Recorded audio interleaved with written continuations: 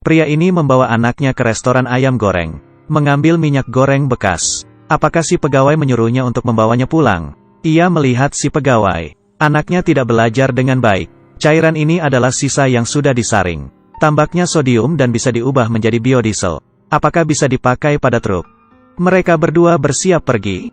Kemudian ada polisi yang menghadang si pria. Sekarang jam 10 siang. Anak-anak harusnya ada di sekolah. Apa yang kalian lakukan? Si anak berkata pada polisi ini adalah kelasnya. Ia sedang belajar. Apa si polisi buta? Kelas apa yang diajari di atas bagasi mobil? Si anak mengambil tangki dan memperlihatkannya ke si polisi. Ia masih tidak mengerti. Si polisi berkata, apakah anakmu tidak sekolah? Apa kamu punya kualifikasi untuk mengajari anakmu di luar sekolah? Si pria berpikir, aku tidak bisa berkata kalau aku tidak mampu membiayai anakku sekolah. Ia pun berkata ke polisi, hukum di negara mereka adalah untuk mengedukasi anak-anak. Dengan ini, bisa saja kemampuan belajar adalah sesuatu yang sulit diartikan. Jadi kataku, aku mengajar piano, catur, menggambar, kaligrafi, puisi dan menyanyi. Mengajarkan anaknya matematika, fisika dan kimia. Jika kamu masih tidak percaya, aku bisa menyuruh anakku menyetel mesin mobilmu, sembari membaca beberapa puisi.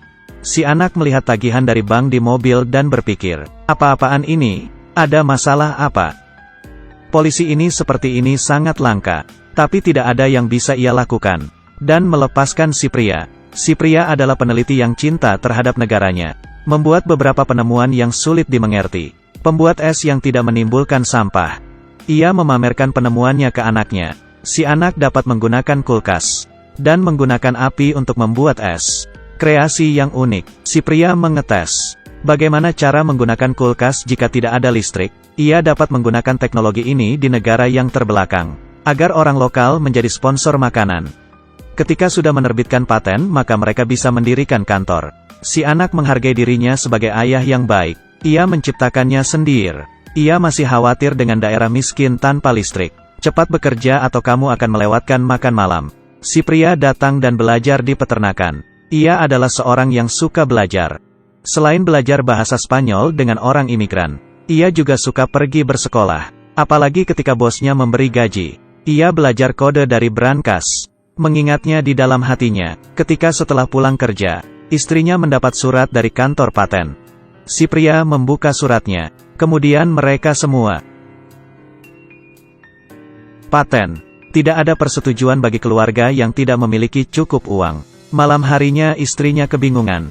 Dalam 9 tahun mereka telah berubah nilai sebanyak 6. Aku tidak bisa membayar pinjaman dari bank. Tidak bisakah kamu menelepon orang tuamu? Biarkan mereka datang. Si pria menolak dengan tegas. Aku siap pindah rumah. Ia mengambil banyak gambaran rumah kapal. Mulai saat kita akan melanjutkan hidup. Siapa yang bisa menemukan mereka?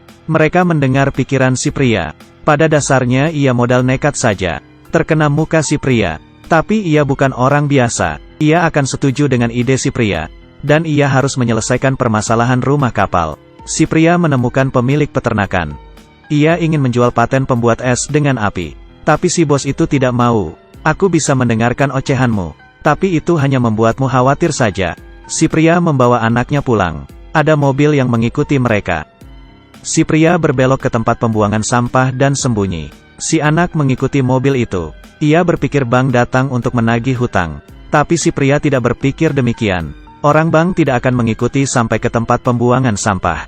Dalam perjalanan pulang, si pria mengambil pemindai untuk mencari sinyal wireless. Menelepon polisi dari intercom. Ada suara. Si pria berkata kepada anaknya untuk mengemas barang.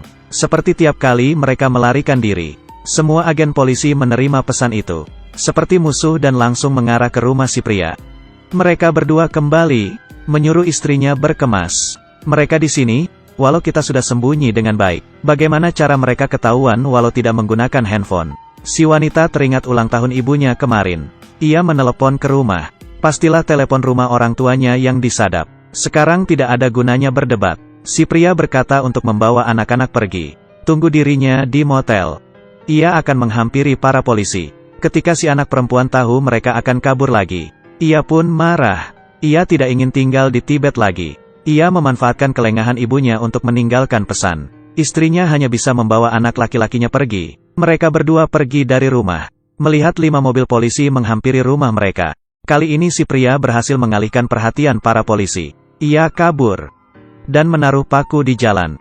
Kemudian menginjak gas dan pergi, mengenai ban para polisi. Suara mobil semakin kencang. Si pria tertawa. Dan tak lama sampai di penginapan. Mendengar anak perempuannya kabur, si pria sangat khawatir. Ia mencari anaknya. Tiba-tiba ia terpikir. Si pria menelepon ibu mertuanya. Menduga anak perempuannya pasti menelepon. Mendengar suara ibunya seperti anaknya, si pria pergi ke stasiun. Anaknya menunggu kereta ke rumah neneknya. Ketika si pria ingin mengatakan kenapa ia lari, polisi tiba. Si pria berkata ke anaknya untuk pergi ke rumah neneknya. Dirinya akan menemui para polisi. Para polisi tahu si pria ada banyak ide. Menggunakan sengatan listrik kepada si pria. Saat lampu merah saling melihat. Si anak perempuan membuat keputusan besar mengenai mobil polisi. Kemudian memecahkan kaca untuk menolong ayahnya. Menginjak gas dan pergi. Si ayah melihat anaknya yang berani, merasa bangga pada anak tertuanya.